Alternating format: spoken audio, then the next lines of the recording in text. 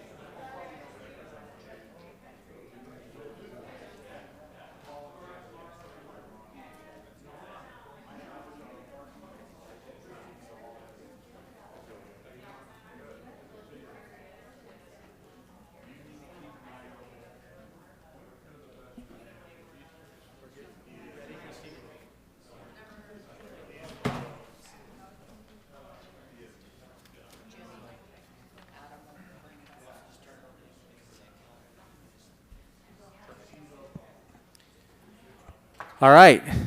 Welcome, everyone, to our city council meeting. We'd like to excuse the mayor today.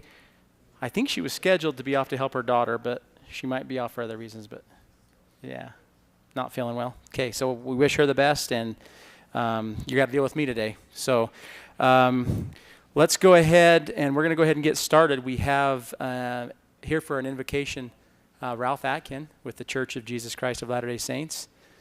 We welcome him up.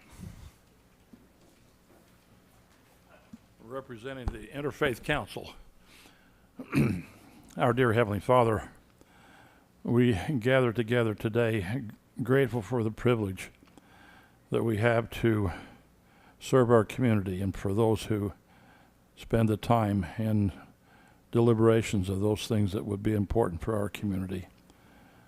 We pray, Father, for thy blessings of health to be with the members of this council and our mayor, that they may have the strength and the energy they need to accomplish their callings. We're grateful, Father, for this great community and for the pioneers that settle this area, and pray that we may be able to honor them in all the things that we do. We're grateful for the understanding of the freedom of religion and the freedom of worship and the freedom of the press, and being able to discuss and talk about those issues that are important in our lives. We pray for thy blessings to be with the council in their deliberations today, that they may be led by thy Spirit, that they may feel good about the decisions that they make, that they may feel thy influence on them. Again, we express our love and gratitude, Father, for this great community, the people that live here, new and those that are been here for centuries even. Be with them and bless them, we pray in the name of Jesus Christ. Amen. Thank you, Ralph. Thank you for mentioning the Interfaith Council. I don't know how it works in other cities, but it's so great to have the Interfaith Council and to have them get our prayers and thoughts and things that we have the first of every meeting. And so we appreciate the Interfaith Council and you being here. Perfect.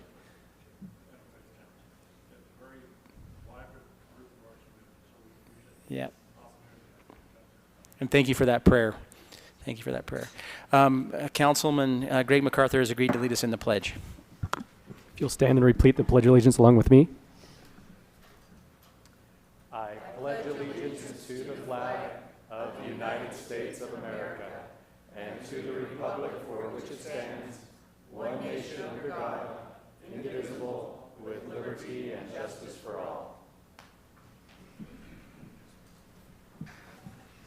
All right, thank you.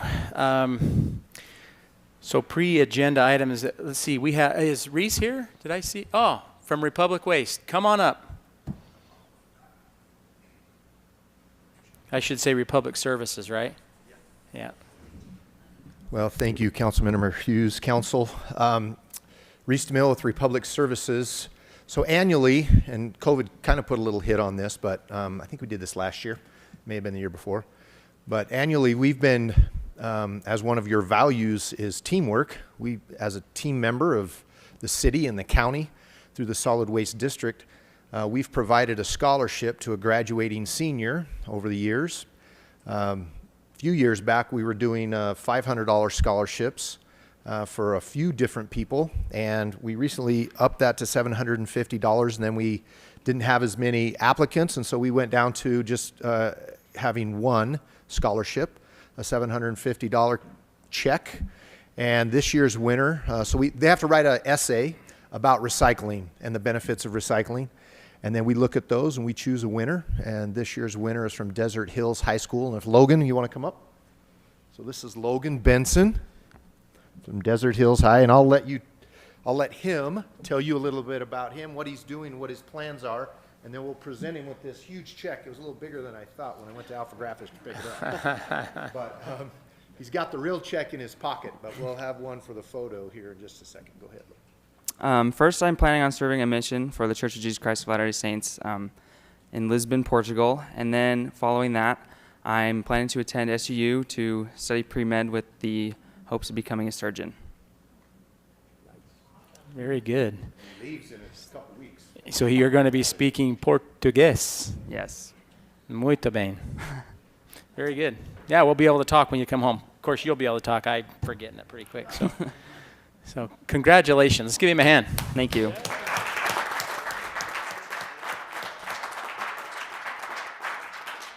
So if it's all right, we'll just shoot a picture with his father in the back. Absolutely. We need a picture. How much was the check? Let's see how big that was. $750. Nice. Very good. That is a big check. It's a big check. Have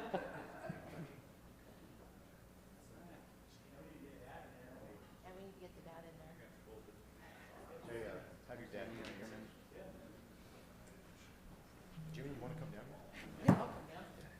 I mean, Councilmember Hughes. I don't know if I've ever.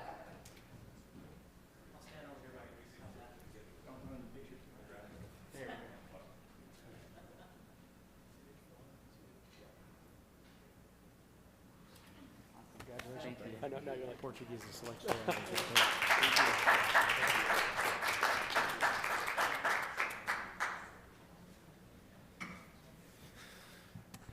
Thank you for that. Republic has been a great community partner, and we appreciate them giving back to the community. Okay, is there any other pre-agenda items that we need to worry about? All right, I guess we'll turn the time over to you then, Adam, for the consent calendar. Yeah, that takes us to our consent calendar. Just the 3 items tonight. We've got the quit claim deed, the award of bid to Offen Petroleum, and then a number of sets of minutes.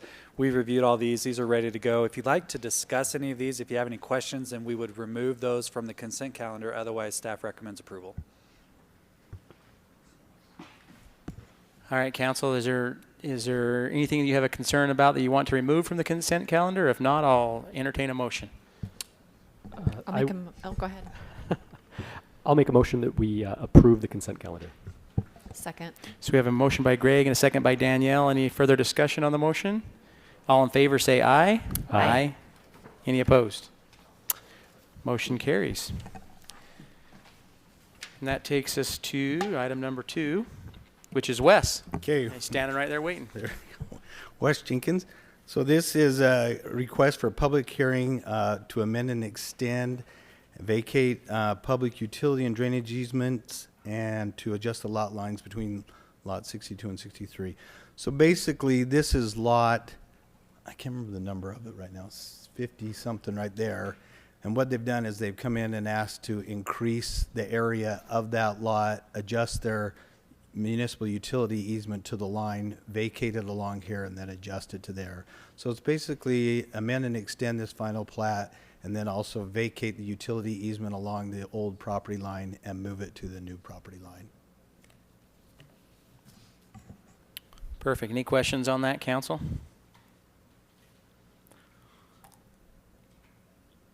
And so this is a public hearing, correct? Yes. So I'll go ahead and open the public hearing for those who've come to speak to this issue.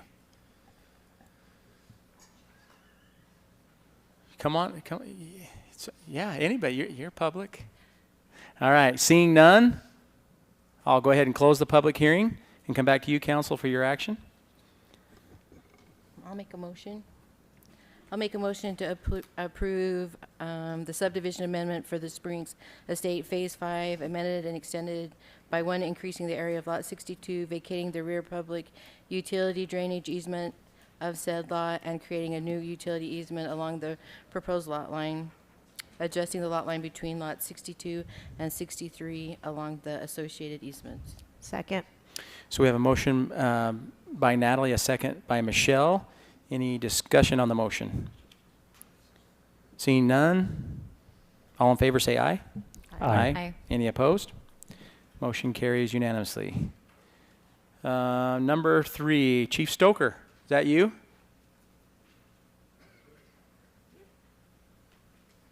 It's that time of year already? I swear. Good evening, Mayor Pro Tem and City Council. Again, that's time of year. We come before you tonight again to do our annual ordinance for our, it amends the fireworks and ignition sources that we enact every year and restrict those. Again, it's not just the fireworks, but also any type of cutting, welding, any type of ignition sources in those areas. So we have the ordinance before you, and this will go into effect as soon as it's approved tonight, and then we'll put all this on the city website. Should have a shortcut right on the front of the city website, and then also on our webpage. So, and then the fireworks, it'll give the discharge dates, the sale dates, then also the city parks again for the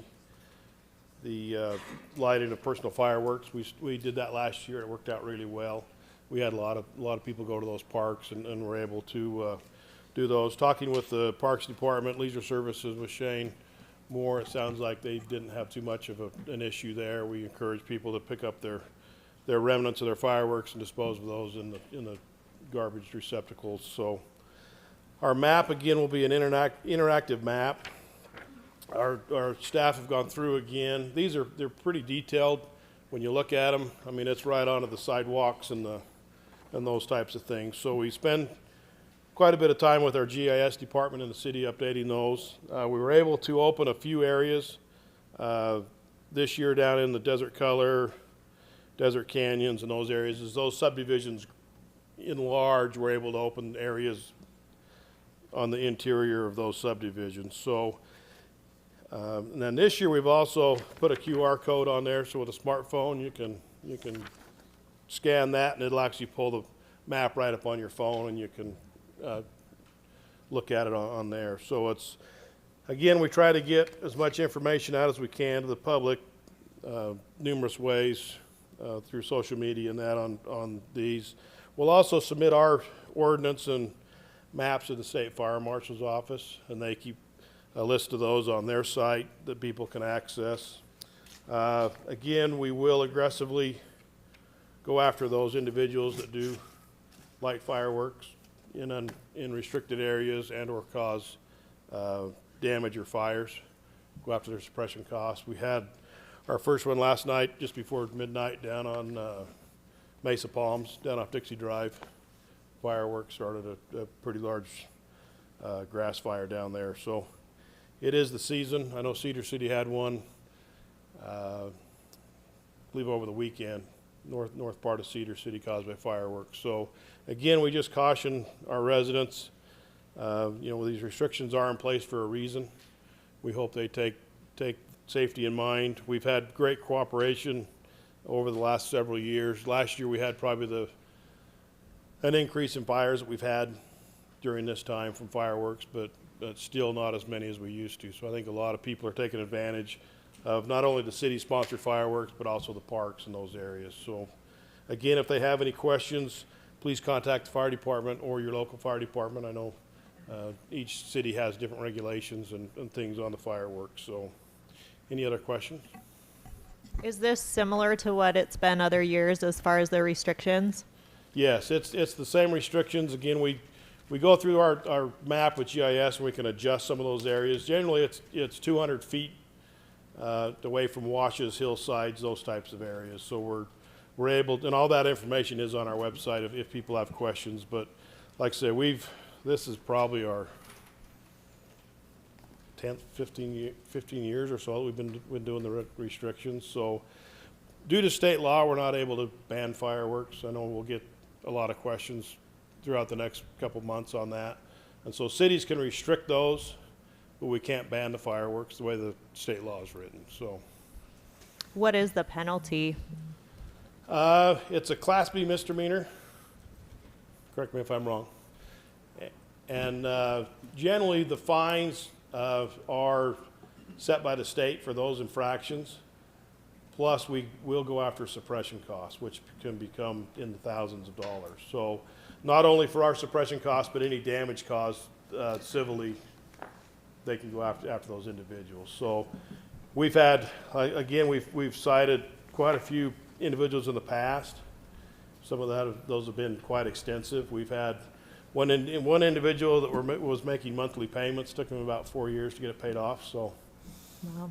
that'd been a lot better paying on a new car or something like that than for fireworks. So, but again, it's we'll still see an influx like we do every year with fireworks coming in from across state lines, illegal fireworks. So we just encourage all of our residents to please purchase those at the fireworks stands or in the stores. All those are state approved fireworks. In the past, we have had a few stands that were selling illegal fireworks, and if that happens, we confiscate those and shut those stands down and revoke their licenses. So those are, they have to have a business license inspection done prior to sales, and that's inside the stores or the tents and stands you see outside. So our staff will go inspect those, and then we'll also make sure that we stop by every once in a while and make sure they're abiding by the rules and the laws set forth by the state.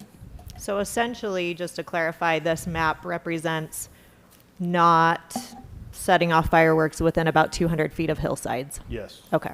Yeah. So any drainage or open areas or hillsides, we try to keep at least 200 feet away from those. So we'll get those questions. Why can my neighbors do it? I'm just across the street. Why can't I do it? But again, that's that distance. So we've tried to, the last several years, really go in and define those rather than just picking a street. We actually, legal wanted us to go through and pick, those distances correctly. So they're right on the curb lines and those types of things. It's pretty distinctive. So we ask the people, if they're in question, get on those. And like I said, you can zoom right in, so there's no question on if you're involved or not, or in a restricted area or not. Flyers going to be posted anywhere? I think like at convenience stores, if you could grab the QR code and look on your phone, it would be. So we'll have these at all the fireworks areas that their fireworks are sold. They have to have the maps plus the regulations, the dates, and all those information. Perfect. So each stand has to have those to be able to pass out. And grocery stores, like, do they sell fireworks? Yeah. So a lot of times you'll see the fireworks inside those grocery stores, Smith's, Lynn's, Albertsons, all those. And so when they do that, the city does issue a business license for those fireworks, and we'll go do an inspection on those, at which time we'll check, make sure they have all the correct paperwork and information for the public. So it's going to be in our maps on the website. It might be handy during these times to have it right on our homepage. It is. It'll have a quick link right on the front page. firework information. As soon as you click on that, it'll take you to the map and all the information. And then our website for the fire department has all the frequently asked questions and information and contact numbers. So if they have any questions at all, we get a lot of calls this time during the year. Yeah. And we just hope that people would use caution. It seems to be extremely windy this year. And, you know, if you're within the distance of you're more than 200 feet away from a grassy mountainside and you're okay to light off fireworks, if the wind's blowing, maybe you're not okay. And it's okay to use a little common sense and say, hey, this is probably not a good idea. If you've ever been around a fire that's seemingly completely safe and the wind picks up and you can see what happens, you'll know what I'm talking about. And it can be quick and scary, and that you almost can't put them out. So yeah, we've had, you know, a fire without wind doubles in size about every minute. So it's, yeah, we've had some injuries with juveniles. Last couple of years, we've had some where they've gotten into the fireworks the next morning. You know, they saw where the parents put them, and we've had some injuries where 2 individuals were in shorts and sandals, and as they lit them in the cheatgrass, it actually started burning. So they tried to stamp it out with their feet, and actually had some pretty good second-degree burns on their legs. So, again, just be really careful where you're doing those. perfect. All right, any questions, council, for the chief and about this ordinance? If not, I'll entertain a motion. I'll make a motion that we approve the ordinance amending the prohibited use of ignition sources and fireworks map. So we have a motion by Danielle and a second by Natalie. Any further discussion? If not, this is a roll call. We need a roll call vote, so starting with Danielle. Danielle Larkin, aye. Jimmy Hughes, aye. Greg MacArthur, aye. Natalie Larson, aye. Michelle Tanner, aye. Motion carries unanimously. Thank you. Appreciate it. Thanks, Chief. All right, number 4. Who's up? Okay. The man. Thank you. All right. So this one will probably look familiar to you. Item number 4 is to consider approval of an ordinance changing the general plan, which is the future land use map from low-density residential and medium-density residential to commercial, professional office, and open space on 7.36 acres located at the southeast quadrant of River Road and 1450 South, to be known as River Crossing. You've seen this before, though this application, are you able to hear me okay? Okay. Though this application is a little different than the last time you saw it. You may recall that back in February, you saw a request to change the property outline in blue from this, which was medium density residential, to low and low density residential, to commercial, to match what was up here. That was denied at that time. They made a change, and they're asking for today professional office and commercial, so a mix of the two, and open space. So I'll go through that here really quickly. This is what they're proposing today, just a little by way of a little history on how we got here. They made an application back in March, and it went to the Planning Commission in April.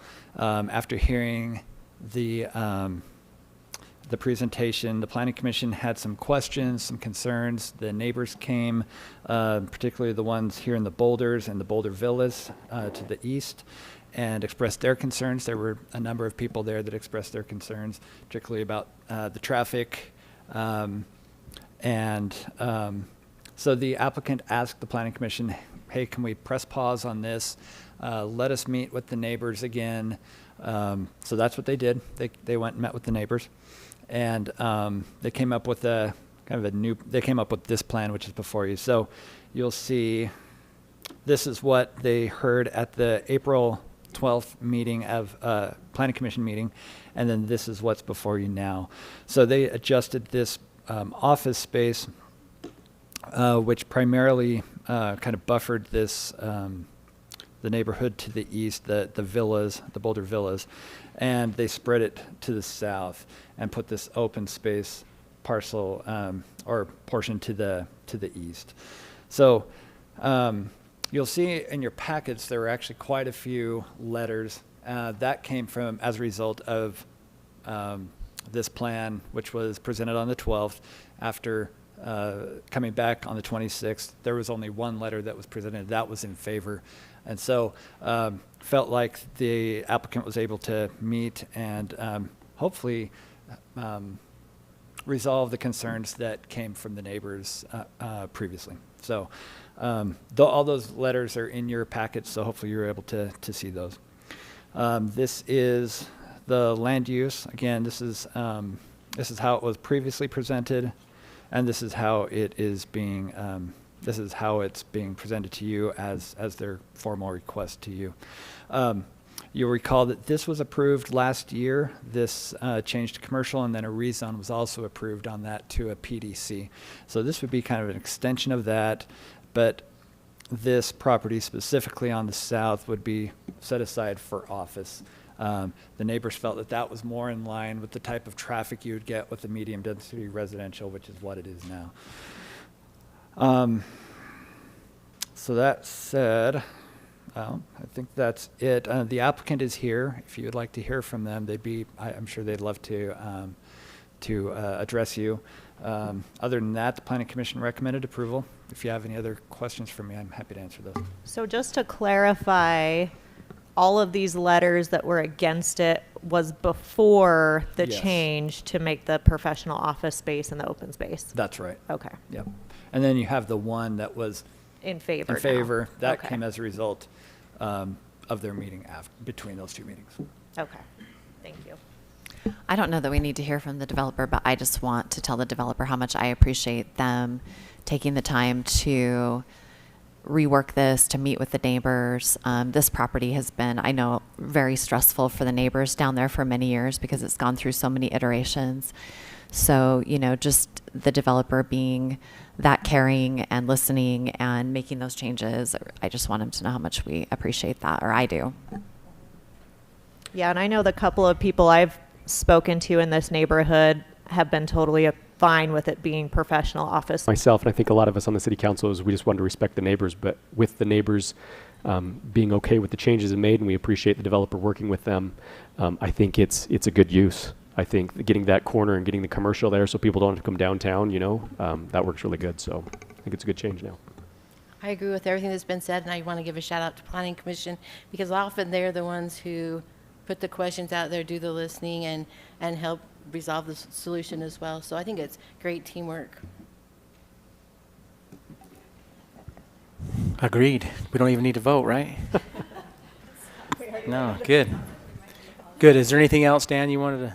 Nope. For me. Any other questions or comments? Then I'll entertain a motion.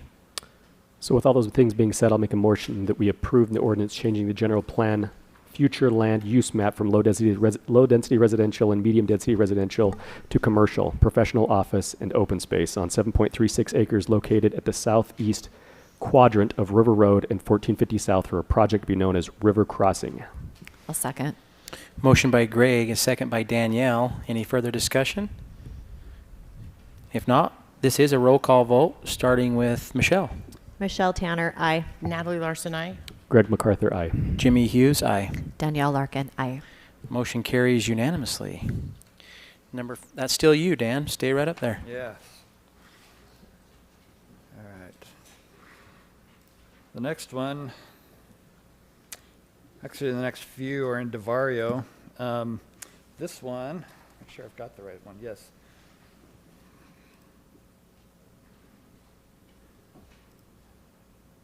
Well, this one doesn't want to cooperate. 1 second.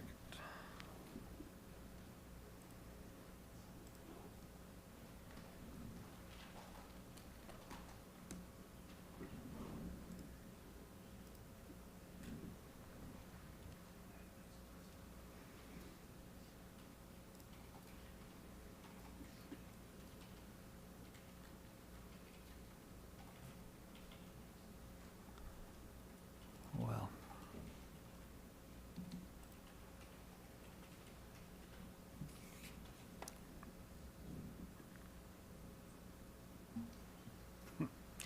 No idea what's going on. The screen's blank because it's about open space, right? Yeah, that's basically That's what it it is. says to me, open space. Yeah, that's great. I like it. All right, let me try this again. Time.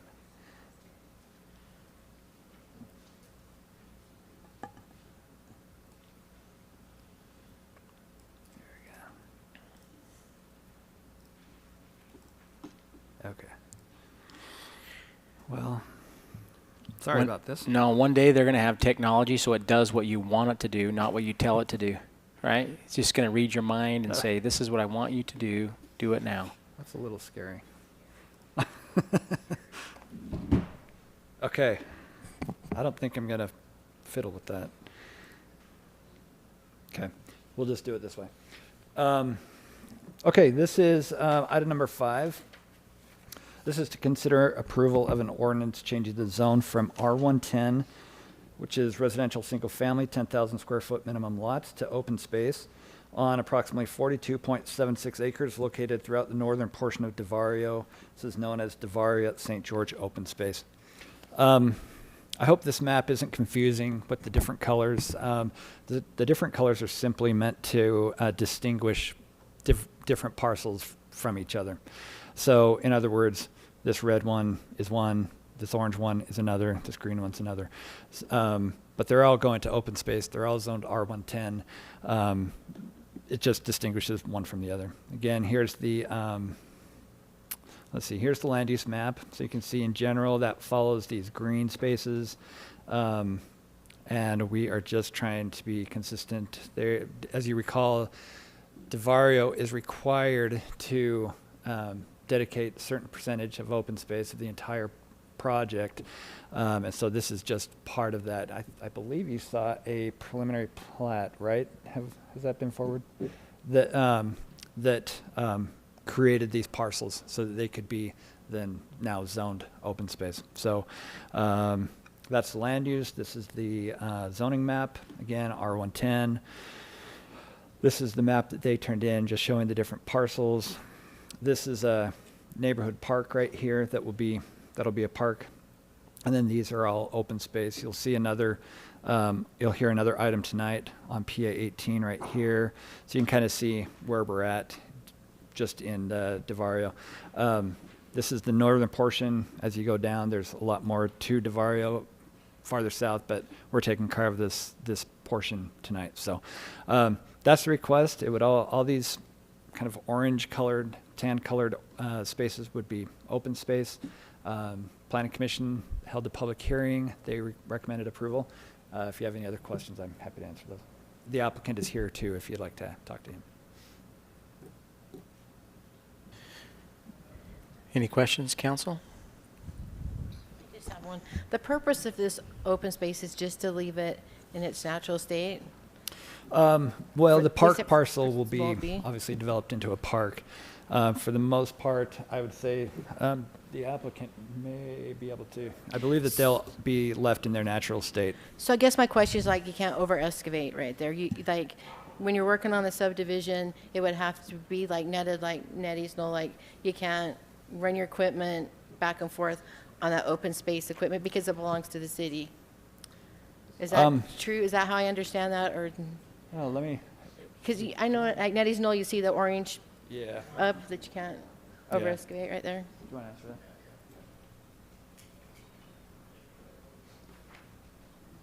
Good evening, Council. I'm Mark Teepin with Devario. So basically, what you're saying is accurate. Once we deed the property over through the platting process, the city will own it and we will stay off of it completely. And it is to remain natural per the development agreement, with the exception of the area of the park, as Dan mentioned, that will be improved for a park. Does the city put in that park, or do you put in that park? The developer has to do that. We will. Okay. Any other questions? Other questions for the applicant? Okay, any other questions?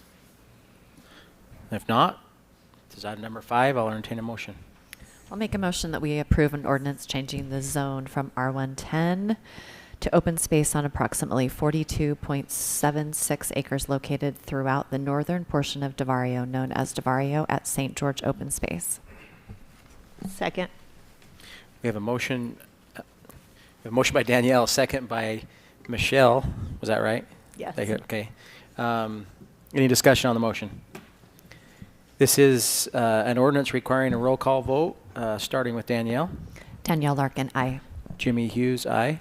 Greg MacArthur, aye. Natalie Larson, aye. Michelle Tanner, aye. Motion carries unanimously. That might be the easiest thing we've approved out in Devario.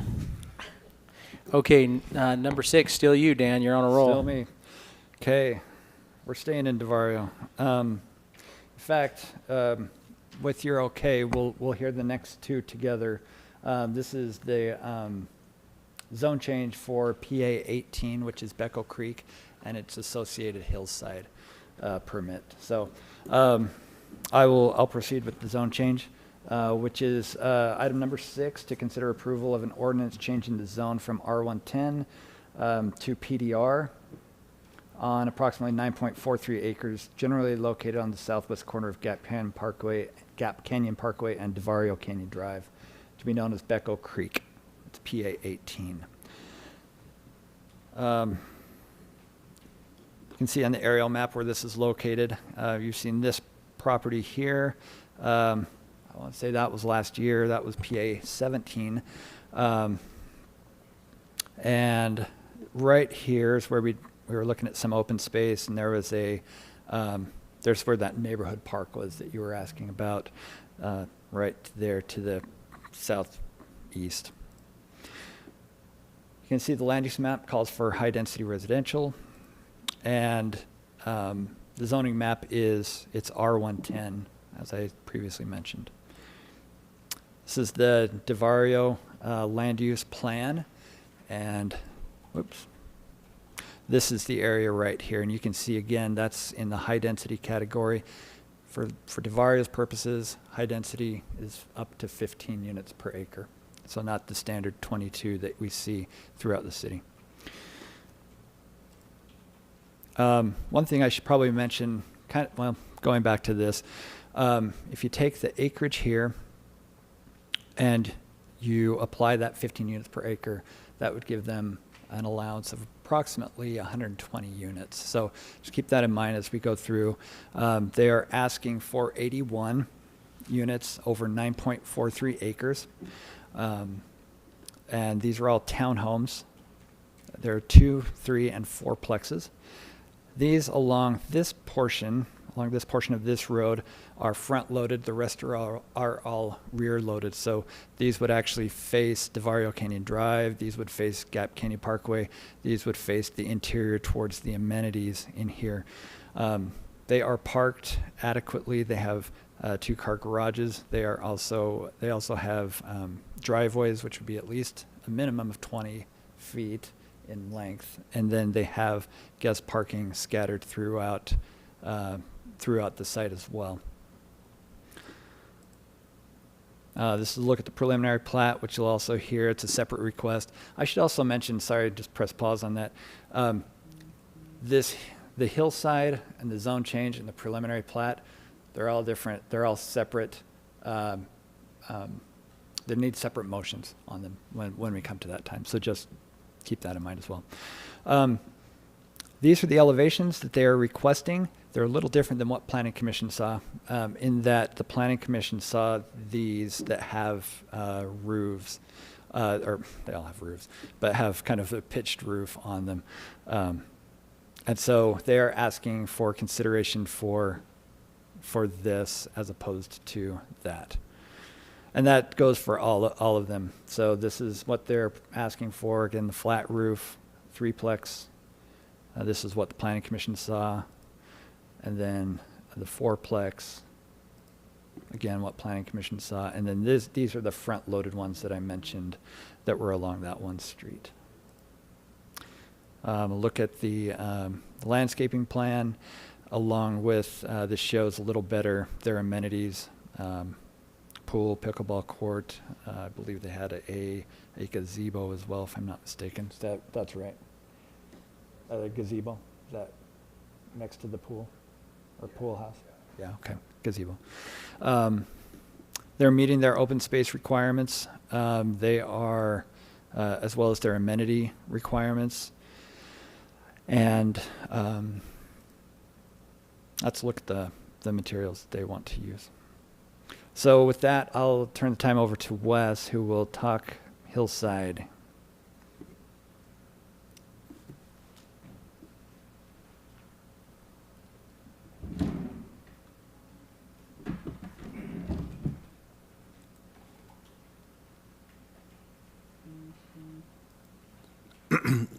As Dan said, the next two items are part of this.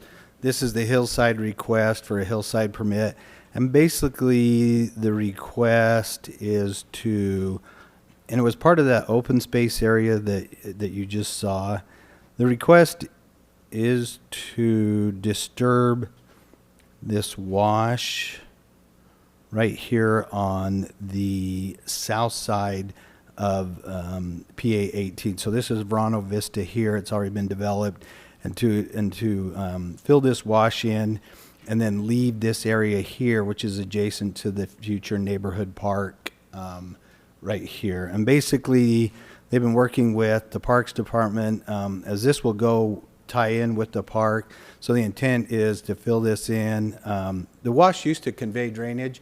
However, with upstream developments, they've intercepted all that drainage. It's not needed anymore out of there, so they don't discharge water into this area here that they'll leave open. And then this will become a trail as part of the park that will lead along through here and then come over and tie into the park. So it'll allow people to access the park through that trail system there. So that's the request, is disturb that area. Hillside felt it was okay, felt like the wash. There are washes out there that you've probably seen and you'll see here in the near, really have some aesthetic value to them, that look really nice. I mean, even I picked that up, which is amazing. But this one they felt like was just kind of an average wash that really didn't have any aesthetic value to it. So they were comfortable with removing it, like the fact that they were leaving this as open space here. So the Hillside committee was okay with that. And then the next item is just the preliminary plat, right? Just the preliminary plat right here. And basically it's just to subdivide the property into 81 units, with these being private ownership. The roads will be public roads, and then the rest will be common area to the association, with some limited common area right here along Devario Canyon. Wes, that wash, did you receive the letter from the resident who sent the picture of the cave that he says is on that property? I did not. Uh-huh. So he's showing. Was it down in this area? Well, that's what here? I'm not sure. He didn't. I can't tell from the picture he sent us. I don't know where that would be. Yeah, that's what I was curious. If that cave is in the wash, and if that particular portion needs to be preserved or at least looked at by their soils engineers. It's not. So it's really, what I'm looking at, so you can see the edge of the dirt that's been graded to kind of support the adjacent property that this gentleman lives on. That might be a 2 or 3 foot drop as part of the wash. It's definitely not a cave. And Hillside walked that whole area. So it's not a cave. It appears to be with the shadow, but it's clearly not. I think, as Mark indicated earlier as well, sorry, Jamie Bracken, this area of open space that the trail is going to be sited on, that's going to be improved to some degree, that goes to the neighborhood park, that's designated in the development agreement as improvable open space. So we had 2 categories, one that's unimproved and one that's improvable. The unimproved needs to stay pristine, but this is categorized as improvable, which means it can be filled, you can put trails on it, you can put parks on it, that kind of thing. So, and it was specifically designated that way in the development agreement.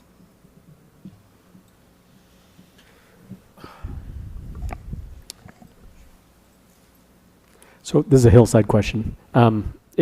And I know you just said that, so I apologize for asking. I just want to make sure I got it right. As I was going through the packet, I was just trying to be very clear on where this was. So it's just that wash going along the side. That just has the slopes, and that's why we had to go through it. Nothing else on that property. Is that correct?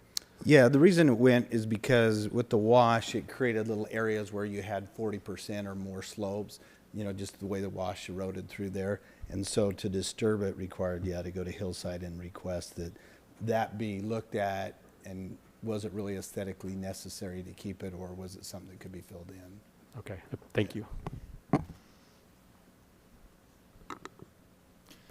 Just a couple of other items I thought of.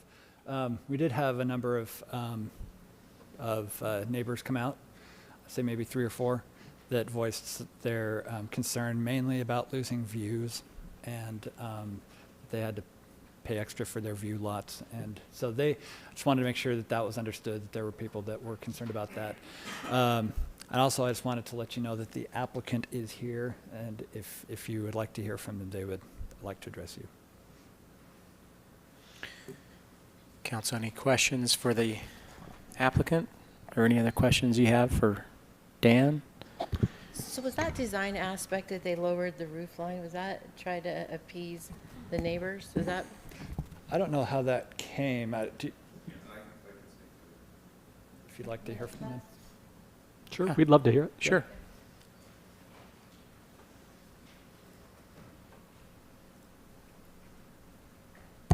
Brock Loomis with Henry Walker Homes. And I do have some renderings and things I can show you if you're interested. I don't want to take too much time, but going back to last year, we had a neighborhood meeting that we called, and unfortunately it was not well attended. But we did hear from a lot of neighbors after that. I think they started to catch wind of what was going on. And the biggest concern we heard was their views in Verano Vistas. And so there were a few things at play there. If you look at, let me see, I guess I don't have anything to show you. Let me plug this in and see if I can show you real quick.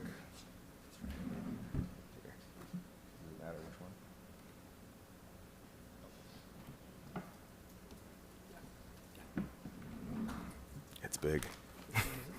It's a Becko Creek.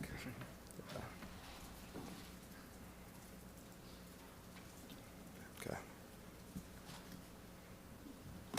So if I go, I'll jump to our site plan. We heard a few things. So we brought it to the neighbors. We also brought it to the city. And the main things that we heard, one was the views along this south side. And when we talked to the neighbors, I don't feel that, we weren't trying to block their views. I can appreciate a good view, I guess is what I'm saying. So when we heard that from them, we wanted to do what we could, but still make our project a viable project. So what we did, just to set some idea there of what's going on, we're about 15 feet below those lots. As it drops down pretty significantly. Our tallest 3-story units are 32 feet tall. The current zoning allows 40 feet. We tried to drop them down as much as we could. That was the reason for the flat roof design, was to get that down. Another thing that we did was the 3-story units are in the middle. The spacing between the 3-story units is just over 100 feet. We tried to keep, and then the 2 units on the side are only 2-story units. So really, we understand that it is going to come up. If you go down the 15 feet, you come back up 32 feet. We're 17 feet relative to their backyard. And then between each of those units, which is about 27 feet wide, you have 100 feet until you see the next one. And so we did try to do our best to try and take care of that concern. Maybe it doesn't completely take care of it, but we did what we could with still keeping the project viable. And I can show you, just to give you a view of what that looks like. Those units I'm referring to are these right here. So that's a 3-story unit. And then you can see the spacing between the next 3-story unit. Also, the Verano Vistas are pretty flat level up there at the top. Our site starts 15 feet down, and then it drops significantly from there. So, and if it'll load, it wouldn't during Planning Commission either, so it may not. But I'll just scroll through some of these photos real quick, so you guys can get an idea of what the units look like. Amenities: we've got a pickleball court outside the units here, and then we've got a bathrooms, swimming pool area. And this is actually the view. It's probably not exactly the grade, but this is the view from Verano Vistas. You can see the spacing between these units and how they drop down as you go. Be happy to answer any other questions if you have any. Thank you. Any more questions for the applicant? No, but I really love the design. I love what you guys have done. You know, I think that that's very noble of you to change those for them. So I just want you to know we really appreciate that. Thank you. Yeah, and thanks for getting out ahead of that with the neighbors. That helps. Yeah. Just, you know, most people, they just want to know what's happening. And Yeah, and we get that. We've done this before. We try not to swim upstream. I mean, we want to work together. So. Good. Thank you for that. Any other questions for the applicant? Okay, thank you. Any other questions for Dan or anything you need to add, Dan? So basically 6, 7, and 8 are all related, correct? We're all on the same page, just so you guys know. Yes, zone change, preliminary plat, and a hillside permit. Right. So was there anything else we needed to add for 8? Or can I just take each one of them? Do you need to, okay, all right. All right, so let's start with number 6, all related to, how do we say that? Becko Creek? Is that what we're, yep, okay. So item number 6, council. One more question. Sure. I'm just curious, Dan. One question. So I see that the densities requested here are significantly lower than what is available, which we hardly ever see that. That's very interesting. Does this density transfer throughout the project? So meaning since there's lower densities here, you can go move them into that density counts to something else somewhere else. Their development agreement does allow them to transfer some of that density throughout the project if they choose to do that. Okay, there's just a question. I don't have anything else. Just Good curious. question. Very good question. Any other questions? Okay, I'll entertain a motion on item number 6. I will make a motion to approve ordinance changing the zone from R110, 10,000 square foot minimum lots, to PDR on approximately 9.43 acres, generally located on the southwest corner of Gap Canyon Parkway and Devario Canyon Drive, to be known as Becko Creek. So we have a motion by Michelle and a second by Natalie. Any discussion on the motion? Seeing none, this is a roll call vote, starting with Danielle. Danielle Larkin, aye. Jimmy Hughes, aye. Greg MacArthur, aye. Natalie Larson, aye. Michelle Tanner, aye. Motion carries unanimously. Item number 7. This is the Hillside Development Permit. I'll entertain a motion. Mayor Pro Temp, I'll make a motion that we approve a hillside development permit to allow construction of 81 townhome units to be known as Becko Creek Hillside permit on approximately 9.43 acres located generally south of the Gap Canyon Drive and Devario Canyon Drive intersection. Second. Motion by Greg, second by Danielle. Any discussion? Seeing none, all in favor say aye. Aye. Any opposed? Motion carries unanimously. Preliminary plat number 8. I'll make a motion to approve the preliminary plat for Becca Creek, Devario, an 81-lot residential subdivision located at the southwest corner of the intersection of Gap Canyon Parkway and Devario Canyon Drive. Second. Motion by Natalie, second by Michelle. Any discussion? All in favor say aye. Aye. Any opposed? Motion carries unanimously. Thank you for that. And thank you for your efforts with the neighbors, Henry Walker Homes, right? Yep, thank you. Number 9. It doesn't look like Carol, but we'll let Wes do it. You're getting a poor replacement. Okay, the next item is a request for a hillside development permit to determine the ridge line on lot 20 of Four Master Ridge. So this is the older part of Four Master. It's over here on the east side. Let me see if I can get in a little closer. So here's the final plat right here, and they're pointing, and it points to lot 120. You notice, and it's hard to see, but there is a 30-foot setback line, which they call the ridge line.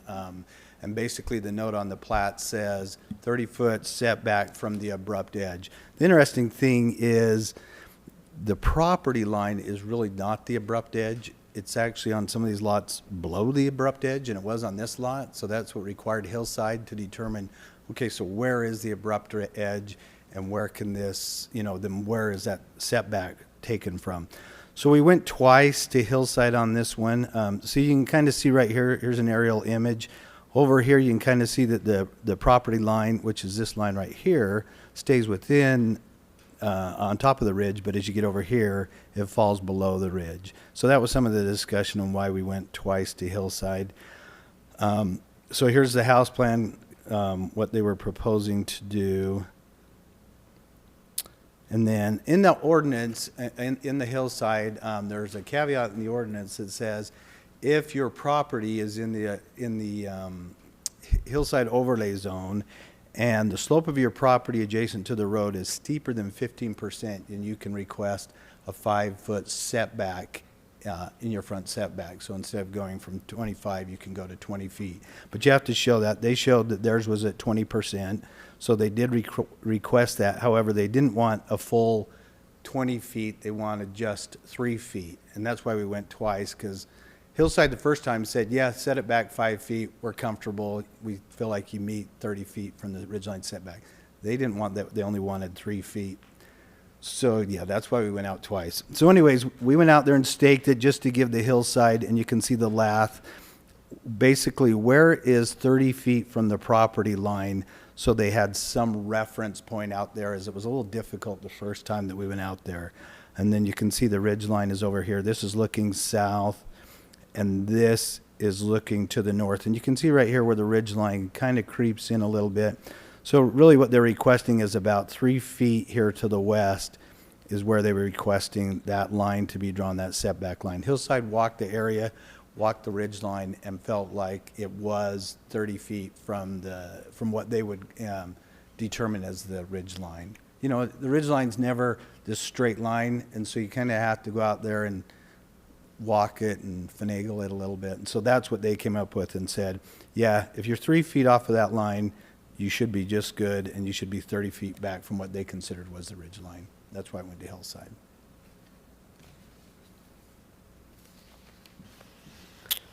Any questions? Did the Hillside Committee stick with their original suggestion, just with anything that's disturbed? What is it? They can't put fill on the hillside, or? Right. They couldn't fill in on the hillside area here, and they said if you're going to build any type of rock wall or something, they wanted it to match the color of the rock around there. So those items they wanted to remain from the first visit, just that they agreed on that second visit. Thank you for pointing that out. Perfect. Other questions? If there's no questions, I'll entertain a motion. Does the motion need to include the information about the construction process? What the Hillside recommended as far as those, yes. Those two, okay. Recommendations from Hillside. Yeah. So I'll make a motion that we approve a Hillside development permit to, to determine the lot line on lot 124 Master Ridge for the construction of a residential home on approximately 0.28 acres. And that we include that during the construction process, no fill soils be allowed to go over the edge of the slope, and also any exposed fills to create the pad be covered with retaining walls, either natural basalt rock or colored concrete that matches the surrounding area. I'll second. Motion by Danielle, a second by Greg. Any discussion on the motion? Seeing none, all in favor say aye. Aye. Any opposed? Motion carries unanimously. Okay, this next item is a request to approve a preliminary plat for a 2-lot subdivision called Acessa Devario. Site is located at the northwest corner of the intersection of Gap Canyon Parkway and Devario Canyon Drive. Zone is PDR. So this is what we call PA17. So you just saw PA18, which is on the south side of Devario Canyon Drive. This is you saw this quite a while ago. It's the apartment project. And so it's basically to create that one lot here so that can be sold to the developer to develop it. They're not going to further subdivide it. It'll remain in that. And then to dedicate this parcel A as open space to the city as part of that open space plan and zoning that Dan showed you. Questions? Seeing none. Mayor Pro Temp, I'll make a motion that we approve the preliminary plat for Acessa Assessa Devario, a 2-lot subdivision located at the northwest corner of intersection of Gap Canyon Parkway and Devario Canyon Drive.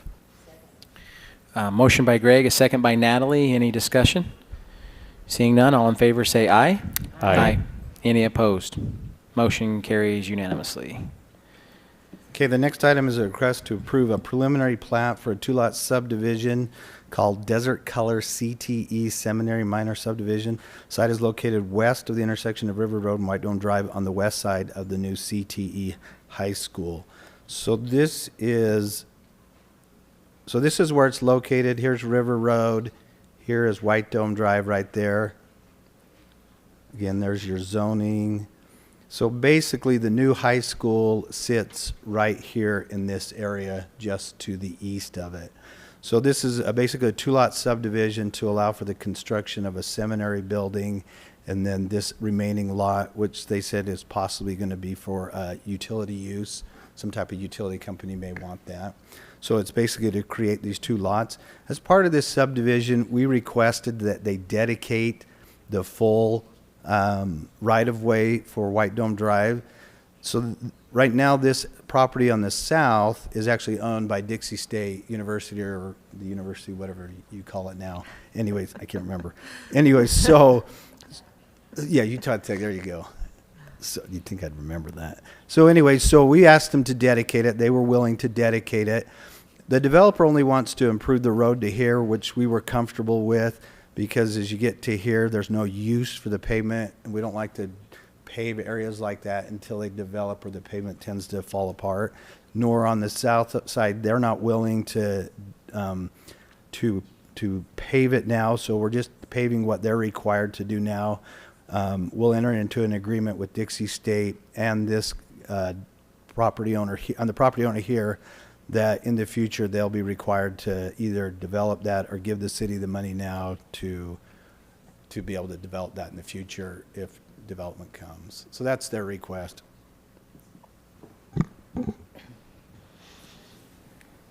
Perfect. Any questions? Nope.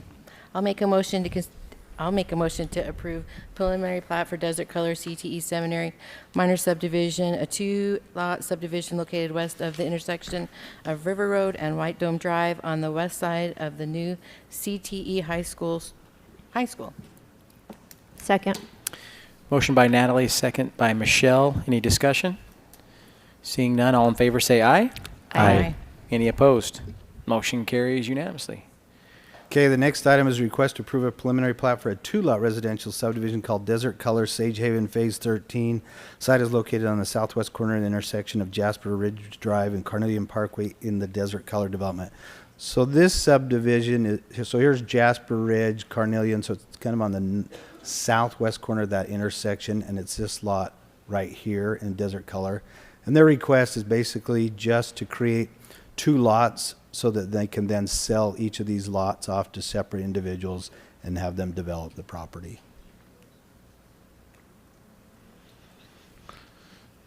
Questions? Concerns? Motion? I'll make a motion to approve the preliminary plat for Desert Color Sage Haven Phase 13, a 2-lot subdivision located at the southwest corner of Jasper Ridge Drive and Carnelian Parkway. Second. Motion by Michelle, second by Danielle. Any discussion? Seeing none, all in favor say aye. Aye. Any opposed? Motion carries unanimously. Number 13.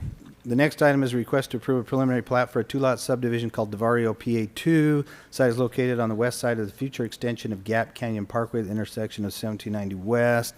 And basically, so this is kind of the south property line of St. George 730 LLC, which is the property owner of Devario. And it's to create this 2-lot subdivision. Again, it's to create lot 1 so that they can further subdivide it and sell it, and then to create this open space parcel A to be dedicated to the city right there. So it's just a 2-lot subdivision. Where is this one, Wes? I couldn't tell from the little, it's so small. So so this is actually the St. George boundary line right here. This is actually property owned by the county. Okay. It's or not owned, but in the county. So this is the Burgess property here to the south, Burton Burgess property. Okay, so it's clear over against that edge. Do you know where it's at now? Yes. Okay. So it's just at the very south end of their development. Okay. The substation sits about right over here. That's there, that existing substation. Any other questions further on that, over council? Does that make sense, what's going on here? So I'll entertain a motion. I'll make a motion to approve preliminary plat for Devario, PA2, A2 lot subdivision located on the west side of the future extension of Gap Canyon Parkway at the intersection of 1790 West. Second. Motion by Michelle, second by Natalie. Any discussion on the motion? Seeing none, all in favor say aye. Aye. Any opposed? Motion carries unanimously. Okay, the next item is a request to approve a preliminary plat for a 4-lot commercial subdivision called Kipsink Commercial Condominium. Site is located at 84 West and 1470 South. Zoning is C2. So here's the hotel. I can't remember what the name of the hotel is now, but this is 17, I can't remember this road. 1470 South here. Here is Old Hilton Drive or Auto Mall Drive right there. So it's where those tennis courts were that were part of the hotel. So they've built the building. They would like to come back now and subdivide the building into 4 condo units, and then the rest of the property being common area, with this being a shared access between this building and the Morgan Pest Control building right there. So that'll be a shared easement access for both properties.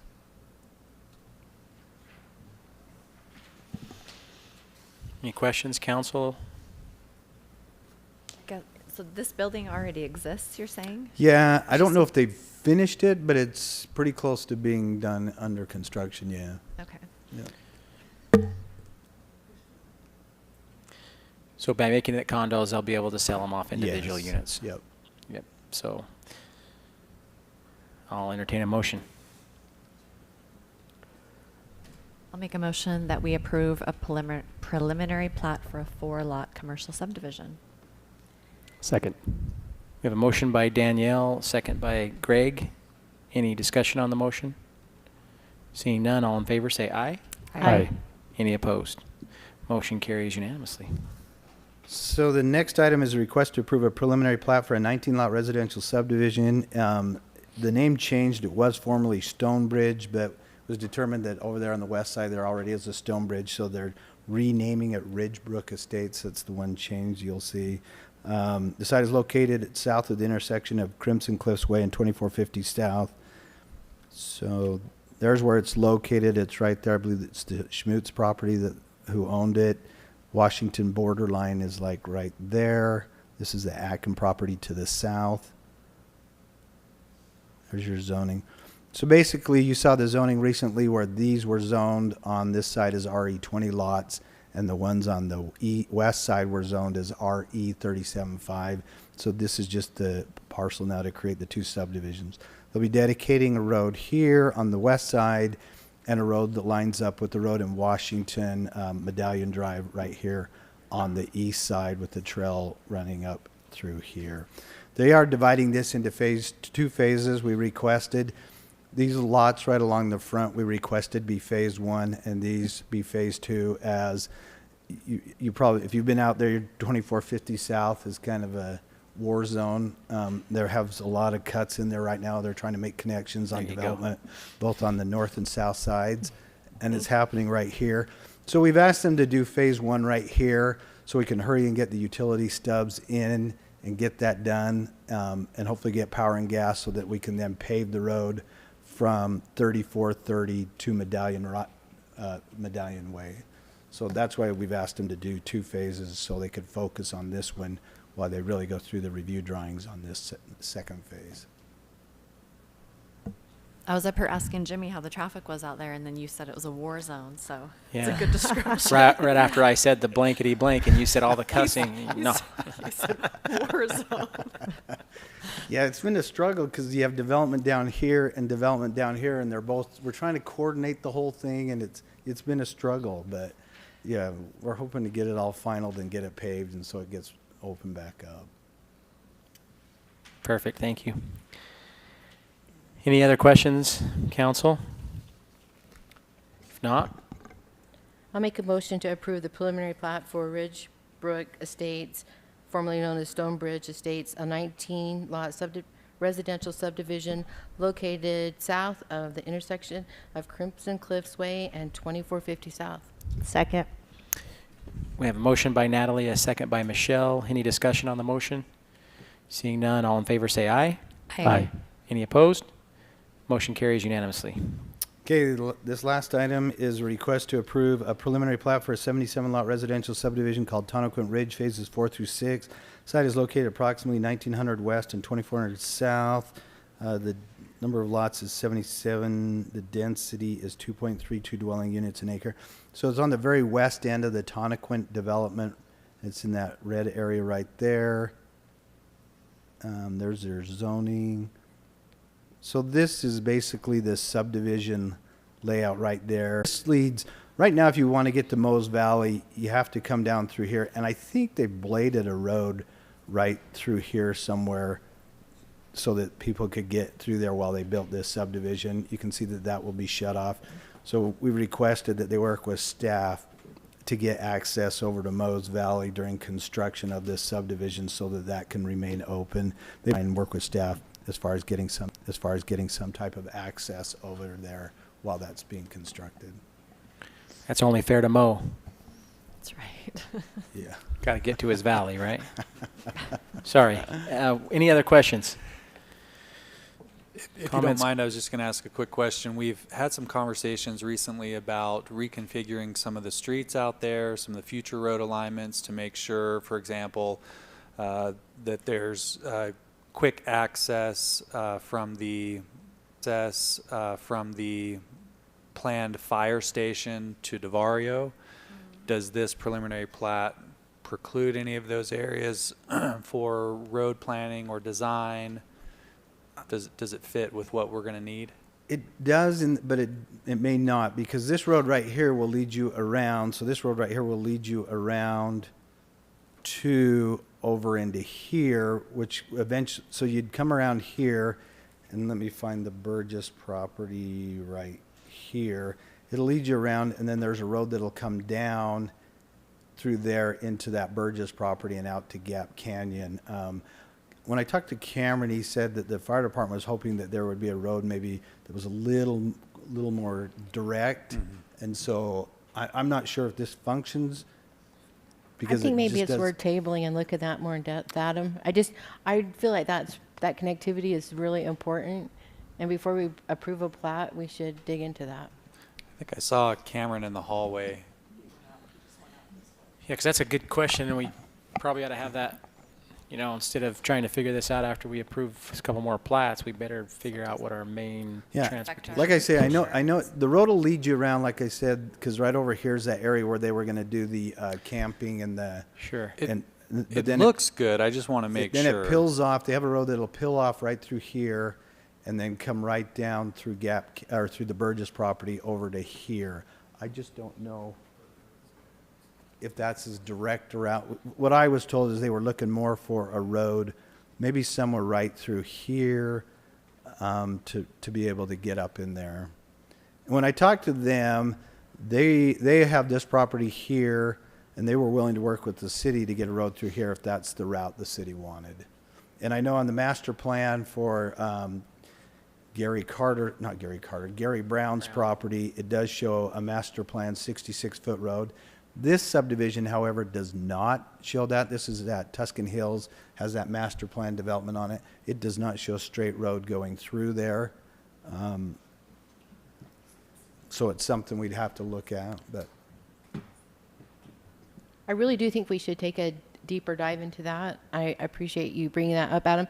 But once we approve this plat, it's a little bit hard to go back and make those changes. And this is a critical piece for not just the fire department, but to move traffic through neighborhoods.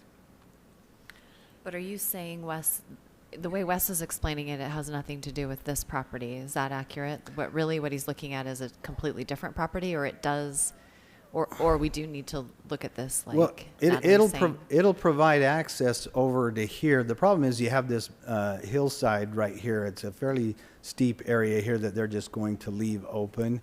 And so that's why they brought their roads around here. And then this road would go up to the north, and then they'd have a road that would come off this way and down through here. And so that's kind of how their development is. They're not developing anywhere down in this area here, and that's why they didn't, that's why they didn't bring a road down through there. They said if the city wants, you know, they'd be happy to work with the city on getting a road through there if that's what the city would like, as far as more a direct access down to Gap Canyon. So it really has, yeah, so then in other words, it has nothing to do with this property in particular. It has to do with a different portion of the property. Yeah, I mean, when I met with Cameron and talked this through, that was one of the concerns I think he said the fire department had, is this is not a direct route enough for them to get down there. That's just what he indicated, that they were looking more for something along those lines that gets you up through there. Okay. I was able to bring up an image where I can see it a little bit better, and it does look like we'll still have the flexibility to redesign or reroute that road if needed. So I appreciate the time to look at it. I think we're good. I don't have any concerns.